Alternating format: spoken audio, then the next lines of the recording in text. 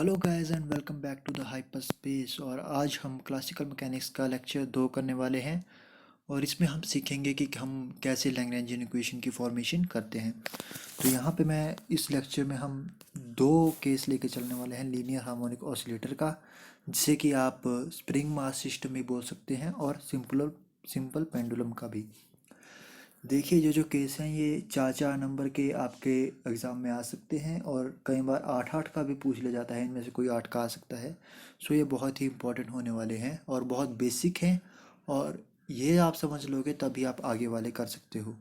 तो चलिए स्टार्ट करेंगे पहले लीनियर हार्मोनिक ऑसिलेटर से, जिसे कि हम स्प्रिंग मास सिस्टम भी बोलते हैं। तो चलिए शुरू करते हैं।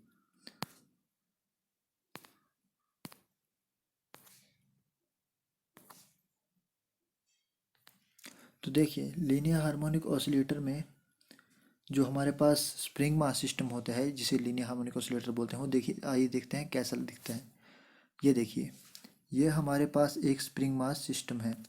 यहाँ पे इसका एक एंड होता है, वो मासलेस स्प्रिंग होता है। जो इसका एक एंड होता है वो रिजिड सपोर्ट से बंधा हुआ होता है, और जो सेकंड एंड होता है उसमें कोई मास लगा होता है एम। सो यहाँ पे हम क्या एज्यूम करते हैं कि ये जो सरफेस है ये फ्रिक्शनलेस है, यहाँ पे कोई भी फ्रिक्शन नहीं है। और जैसे ही हम इस एम को एक तरफ को ऐसे खींचेंगे तो पीछे को रिस्टोरिंग फोर्स लगती है। जितना हम आगे खींचेंगे उतना ही स्प्रिंग रिस्टोरिंग फोर्स लगाएगा। मतलब जितनी फोर्स इस साइड को होगी उतनी ही फोर्स इस साइड को होगी। इसलिए आप बाद में देखेंगे कि रिस्टोरिंग फोर्स को माइनस साइन लगाया जाता है, क्योंकि वो अपोजिट डायरेक्शन में है। ठीक है, तो इसकी एक देखते हैं इसकी विजुअल रिप्रेजेंटेशन कि ये कैसा दिखता है। ये देखिए, इस तरीके से ये मूव कर रहा होता है हमारे पास लीनियर हार्मोनिक ऑसिलेटर या फिर स्प्रिंग मास सिस्टम। तो आइए इसके लिए हम फॉर्मेशन करते हैं। तो सबसे पहले देखिए कि जो रिस्टोरिंग फोर्स है वो क्या बनेगी। के हमने यहाँ पे फोर्स कांस्टेंट लिया है, तो क्या बनेगी, माइनस के इंटू एक्स। मतलब force constant into the displacement. X यहाँ पे डिस्प्लेसमेंट है, जो आपने पीछे डायग्राम में देखी है। तो ठीक है, तो सबसे पहले पोटेंशियल एनर्जी बनाते हैं। तो पोटेंशियल एनर्जी क्या होती है हमारे पास, वी से रिप्रेजेंट करते हैं। सो पोटेंशियल एनर्जी का ये फॉर्मूला जाता है minus integration 0 to x f d x. अब यहाँ पे एफ क्या है हमारे पास, माइनस के एक्स। इसे यहाँ पे पुट किया। ठीक है, एक माइनस पहले से था, माइनस माइनस प्लस, के कांस्टेंट है तो के बाहर आ जाएगा। ठीक है, के यहाँ पे बाहर आ जाएगा, और एक्स की इंटीग्रेशन क्या होगी, एक्स स्क्वेयर बाई 2। तो जो एक्स स्क्वेयर बाई 2 उससे बन गया ये वाला हमारे पास हाफ के एक्स स्क्वेयर। ठीक है, उसी तरीके से अभी नेक्स्ट करेंगे हम काइनेटिक एनर्जीज की फाइंड करते हैं। तो देखिए, हमारे पास वेलोसिटी क्या होती है, वेलोसिटी होती है एक्स डॉट का एक्स डॉट। ठीक है, तो काइनेटिक एनर्जी आती है हमारे पास हाफ एम वी स्क्वेयर। तो हाफ एम वी, वी क्या है हमारे पास, एक्स डॉट, तो क्या गया हाफ एम एक्स डॉट का स्क्वेयर। ठीक है, अब लैग्रेंजियन का फार्मूला मैंने आपको पहले ही बताया हुआ है, L equal to T minus V. तो यहाँ से ये वाला टी और ये वाला वी ये रख दीजिए यहाँ पे लैग्रेंजियन में, और ये आपके पास लैग्रेंजियन की वैल्यू आ गई। इसे हम इक्वेशन नंबर 1 मान के चल रहे हैं। ठीक है, तो अभी आगे देखते हैं इससे आगे। अब जो लैग्रेंजियन की इक्वेशन जो मैंने आपको बताई थी वो क्या थी, D by D t brackets में curly L by curly x dot minus curly L over curly x equal to 0। X dot क्या है, वेलोसिटी है। तो वेलोसिटी हमारे पास कहाँ होती है, सिर्फ काइनेटिक एनर्जी में। तो क्या थी वहाँ पे काइनेटिक एनर्जी हमारे पास, हाफ एम एक्स डॉट का स्क्वेयर। इसका एक्स डॉट के साथ डिफ्रेंशिएशन करो तो क्या आएगा, 2 यहाँ को आ जाएगा, तो क्या बनेगा एम एक्स डॉट। ये देखिए यहाँ पे आ गया।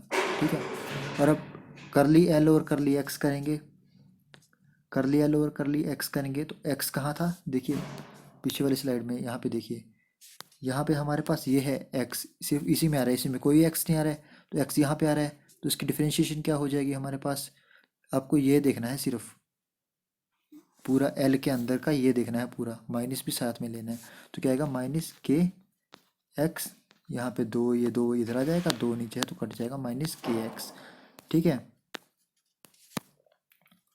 तो यहाँ पे देखिए ये आ गया करली एल और करली एक्स, ये आपके पास वैल्यू आ गई।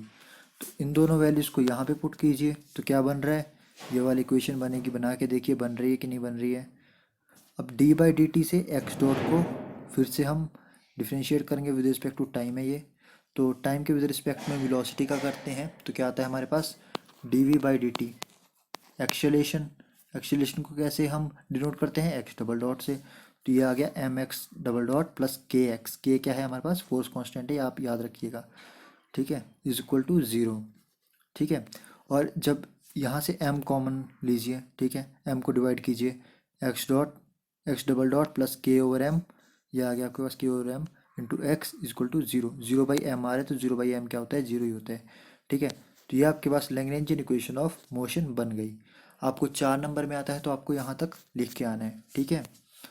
अगर कई बार 8 नंबर में पूछता है तो 8 नंबर में आपसे क्या पूछता है कि find the also find the time period, ठीक है। तो अगर टाइम पीरियड फाइंड करना है तो वो कैसे करेंगे, देखिए ये है टाइम पीरियड का फॉर्मूला हमारे पास, time period is equal to 1 over frequency, frequency, ठीक है। तो फ्रीक्वेंसी क्या होती है हमारे पास न्यू, यहाँ पे हम कौन सी फ्रीक्वेंसी लेके चल रहे हैं, एंगुलर फ्रीक्वेंसी, तो इस फ्रीक्वेंसी को चेंज करेंगे तो कैसे बनेगा वो, देखिए न्यू होता है हमारे पास 2 pi over, sorry omega over 2 पाई, मतलब ओमेगा होता है हमारे पास, फिर से क्लियर करके आपको बताता हूँ, ओमेगा होता है हमारे पास 2 पाई न्यू, ठीक है। तो इस न्यू को इधर लेके nu is equal to 2 pi omega over 2 pi, ठीक है। तो इसे जब यहाँ पे पुट किया रेसिप्रोकल में है तो ये वाला आपका आंसर आ जाएगा, ठीक है। और हमारे पास के की क्या वैल्यू होती है, एम ओमेगा स्क्वेयर, ये आपको पता होना चाहिए, ठीक है। ये काफ़ी जगह यूज़ आएगा तो इसको आप याद कीजिए, ठीक है। K is equal to m omega square, तो यहाँ से ओमेगा की क्या वैल्यू फाइंड कर ली मैंने, के ओवर एम का होल अंडर रूट, ठीक है। तो जब ओमेगा की वैल्यू यहाँ पे पुट करेंगे तो ये टाइम पीरियड आपका आ जाएगा। अगर आप इस तरीके से इसको पूरा लिख के आते हो तो आपको पूरे के पूरे 8 मार्क्स मिलेंगे, ठीक है, पूरे के पूरे 8 मार्क्स मिलेंगे। बट एक बात याद रखिए कि आपको जो आपसे एक्सपेक्टेड होता है, आपको मैथ तो लिख के आना ही है, साथ में आपको क्या लिख के आना है पेपर में, फिजिक्स, फिजिक्स मतलब आप कोई भी स्टेप करें उसकी जस्टिफिकेशन दीजिए, ठीक है। जितना आप जस्टिफाई करेंगे अपने उस जो भी आप पॉइंट ले रहे हो, जैसे कि यहाँ पे ये लिया तो इसके बाद इसको जस्टिफाई कीजिए कि इसका ये क्यों आ रहा है, तो उस तरीके से आपको मार्क्स ज़्यादा मिलेंगे, ठीक है। तो ये हमारा पहला पार्ट हो गया है स्प्रिंग मास सिस्टम का। अभी सेकंड की तरफ चलते हैं बिना टाइम वेस्ट किए हुए। तो सेकंड है हमारे पास सिंपल पेंडुलम, ठीक है। तो सिंपल पेंडुलम देख लीजिए इस तरीके का होता है और ये इस तरीके से ऑसिलेट करता है। ये डायग्राम थोड़ी टिपिकल लग रही है, मैं आपको अपनी हैंडमेड डायग्राम से समझाता हूँ ढंग से। ये देखिए, ये डायग्राम आपको पहले बनानी है और क्या लिखना है, ये देखिए ये जो वाला हमारा ये पेंडुलम है जो रेड कलर में आपको दिख रहा है, ये इस तरीके का ये जो लाइन है यहाँ पे, ये है आपका पेंडुलम, ओरिजिनल पोजीशन इसकी ये है ओ पे, ठीक है। जैसे ही ऑसिलेट करेगा तो इस साइड को जब ऑसिलेट करेगा तो इस तरीके से जाएगा और ए पॉइंट तक जाएगा, ठीक है। ये इसकी लेंथ एल है और ये लेंथ भी एल ही रहेगी, क्योंकि लेंथ तो देखिए कभी चेंज नहीं होगी क्योंकि जो स्ट्रिंग की लेंथ है वो तो फिक्स है, ठीक है। अब जिस ये पोजीशन जैसे आप खुद करके देखिएगा, एक पेन का ढक्कन बांधिएगा अपने किसी भी धागे के साथ और लेके जाइएगा, तो आप देखेंगे कि ये जो हाइट है ये ज़्यादा है, ये वाली हाइट, ये वाली लेंथ है ये ज़्यादा है, इस हाइट के मुकाबले ये ऊपर को जा रहा है, ठीक है। तो ये जो अभी मैं आपको बताता हूँ, ये जो हमारे पास आ रहा है C/B, ये वाला चीज़, तो ये क्या आएगा, यहाँ पे एंगल देखिए थीटा है, ये क्या है एंगुलर डिस्प्लेसमेंट। तो देखिए हमारे पास ये चीज़ क्या आएगी, ये एल है, एल वेक्टर लेके चलिए आप इसे, मान लीजिए वेक्टर तो नहीं है पर वेक्टर लेके चलिए, तो ये क्या आएगा आपके पास एल कॉस थीटा, यहाँ तक बी तक का, ठीक है। और ओ बी क्या है, ओ बी अलग है और ओ सी पूरा क्या है एल, ठीक है। ये डायग्राम आप बनाइए, आपको बना के सीधे ही समझ आ जाएगी, ज़्यादा टिपिकल डायग्राम नहीं है। तो ये आपको सबसे पहले बनानी है, उसके बाद आपको लिखना है कि यहाँ पे क्या क्या है, ये डिफाइन करना है आपको कि यहाँ पे आपने क्या क्या बनाया हुआ है। थीटा जो है वो एंगुलर डिस्प्लेसमेंट है, ठीक है। और यहाँ पे एल क्या है, लेंथ ऑफ द स्ट्रिंग है, ओ क्या है, इसकी मीन पोजीशन है, एम क्या है, इसकी एक्सट्रीमम पोजीशन है। एक्सट्रीमम मतलब जहाँ तक ये जा सकता है, ठीक है, ये इसकी एक्सट्रीमम पोजीशन है। उसके बाद आप बताओगे कि यहाँ पे आपने एल कॉस थीटा किस तरीके से आया, क्योंकि ए है, इसका जस्टिफाई कीजिए कि ए तक जा रहा है, तो ए का जो बन रहा है वो थीटा के मुकाबले फिर एल कॉस थीटा इसका कंपोनेंट आ जाएगा बी तक का, ठीक है। यहाँ तक आप पहले जस्टिफाई कीजिए। उसके बाद अभी देखिए जो डिस्प्लेसमेंट हो रही है वो कितनी हो रही है हमारे पास, ओ से लेके ए तक, इस तरीके की, ये वाली डिस्प्लेसमेंट देखिए, ये वाली इस तरीके की डिस्प्लेसमेंट हो रही है, ये वाली देखिए, तो इसे हमने एस नाम दिया हुआ है, ठीक है। तो एस क्या आ जाएगा हमारे पास, यहाँ से एस आ जाएगा, s is equal to L theta. Next page में आपको समझाता हूँ कि ये क्यों आया। ये देखिए थीटा क्या होता है हमारे पास, जो ऊपर थीटा था वो क्या होता है, आर्क ओवर रेडियस। तो रेडियस क्या था, लेंथ, आर्क क्या थी, displacement S, S over L. तो ये देखिए एस ओवर एल यहाँ पे आ गया, तो यहाँ से एस क्या आ गया, एल थीटा। इसके बाद वेलोसिटी क्या होती है हमारे पास, डिस्प्लेसमेंट मतलब derivative of displacement with respect to time. यहाँ पे एल थीटा पुट कीजिए, एल लेंथ हमेशा कांस्टेंट रहेगी स्ट्रिंग की, तो एल बाहर आ गया, d theta by D t. Theta क्या है, एंगुलर डिस्प्लेसमेंट, ठीक है, याद रखिएगा आप इसको। तो यहाँ से ये किया तो क्या आ गया, एल थीटा डॉट, ये रिप्रेजेंट करने का तरीका होता है, थीटा डॉट क्या हुआ, displacement of theta, sorry derivative of theta with respect to time, ठीक है। तो अब इसकी काइनेटिक एनर्जी फाइंड करते हैं। काइनेटिक एनर्जी का फार्मूला ये है हाफ एम वी स्क्वेयर, ठीक है। यहाँ पे वी की जगह एल थीटा डॉट पुट कीजिए, क्या आ गया, half m L theta dot का स्क्वेयर, ठीक है। इसको आप कोई भी इक्वेशन मान लीजिएगा। अब सेकंड थिंग जो समझने लायक है वो है इसकी पोटेंशियल एनर्जी। पोटेंशियल एनर्जी का फार्मूला होता है m g h, mass, acceleration due to gravity and height. 7th 8th class से आप इसको पढ़ रहे हैं, ठीक है। तो यहाँ पे हाइट कितनी है, देखिए पीछे वाले डायग्राम पे जाके देखते हैं हाइट कितनी गई। ये देखिए ये हाइट है ओ बी, मतलब इतनी हाइट पे जा रहा है तब इसकी पोटेंशियल एनर्जी चेंज हो रही है। जीरो ओ पे तो इसकी क्या है पोटेंशियल एनर्जी, जीरो है, क्योंकि क्या है ये रेस्ट पे है, मतलब बिल्कुल खड़ा हुआ है, वहाँ पे तो इसकी पोटेंशियल एनर्जी मीन पे जीरो होती है। यहाँ पे इसकी पोटेंशियल एनर्जी कितनी होती है, मैक्सिमम। तो यहाँ पे हाइट क्या है, इसको आप ऐसे कीजिएगा, ये देखिए फिर से करके बताता हूँ आपको। यहाँ से आप इस तरीके से देखिए, ये देखिए ये है, तो ये जो हाइट है ये कितनी है, ये ए बी हाइट के बराबर है, यहाँ पे ओ बी हाइट के बराबर। तो फिर ओ बी क्या है हमारे पास, O B is equal to O C पूरा माइनस बी सी, ये वाली चीज़। तो ये क्या है, ओ सी क्या है पूरा एल, बी सी क्या है एल कॉस थीटा, ठीक है। तो नेक्स्ट स्लाइड पे देखते हैं, ये देखिए एम जी ओ बी क्या गया, O C minus B C, L minus L cos theta, जैसे मैंने आपको पहले समझाया।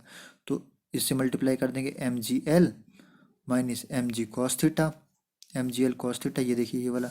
अब एम जी एल को क्या कर लो, कॉमन ले लो, एम जी L into 1 minus cos theta, आपको आगे डिफ्रेंशिएशन करने में आसान रहेगा, ठीक है। ये इसकी पोटेंशियल एनर्जी आ गई।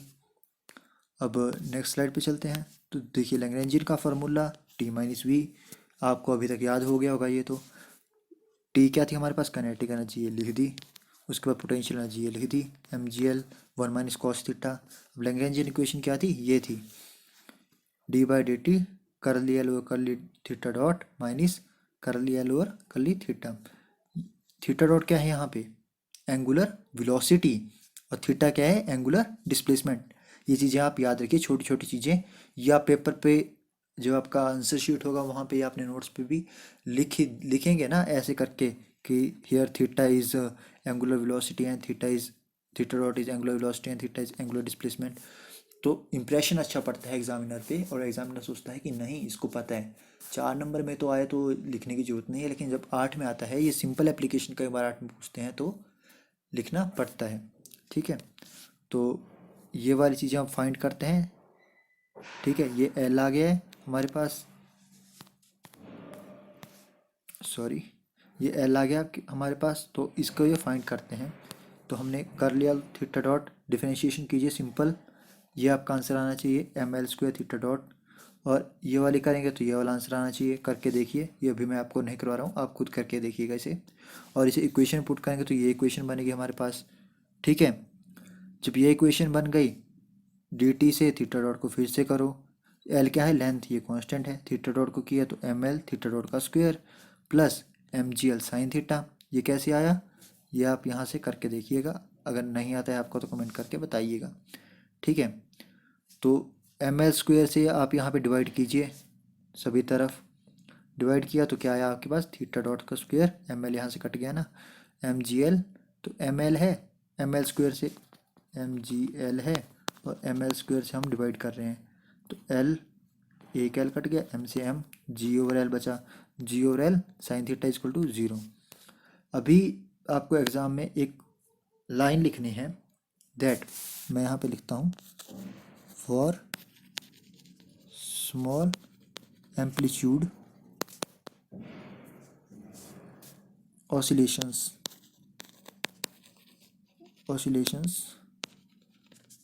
sin theta is approximately equal to what, theta. अब देखिए ये क्या लिखा मैंने, इसे समझिए कि जो स्मॉल एम्पलीट्यूड की ऑसिलेशन होती है, ये देखिए ये है स्मॉल एम्पलीट्यूड, क्योंकि हमारा जो सिंपल पेंडुलम है वो कितना दूर जा सकता है, उसकी हमेशा एम्पलीट्यूड, उसका ऑसिलेशन का हमेशा स्मॉल ही होगा, बहुत बड़ा नहीं हो सकता है, ठीक है। अगर आपके बहुत लंबा स्ट्रिंग है और बहुत दूर खींच के छोड़ोगे तो बात अलग है, लेकिन sine theta is approximately equal to theta when small amplitude oscillations. तो फिर ये साइन थीटा को थीटा के बराबर रखिए, theta double dot plus g over L theta is equal to 0, ठीक है। यहाँ पे आपका आंसर आ गया, ये लैग्रेंजियन इक्वेशन ऑफ मोशन आ गई। आप यहाँ पे लिख सकते हैं, hence we prove the Lagrangian equation of motion for this simple pendulum, ठीक है। ये आपको ज़्यादातर 4 मार्क्स के क्वेश्चन में आता है, या कई बार 5 या 7 में भी डाल देते हैं, 7 + 9 कर देते हैं, 7 का एक क्वेश्चन और 9 की कोई और एप्लीकेशन, 7 9 16 पूरे हो गए, ठीक है। अब इसके बाद जो सेकंड थिंग आती है, जब आपके 7 या 8 मार्क्स के क्वेश्चन पूछेगा तो बोलेगा कि साथ में इसका टाइम पीरियड भी बताइए।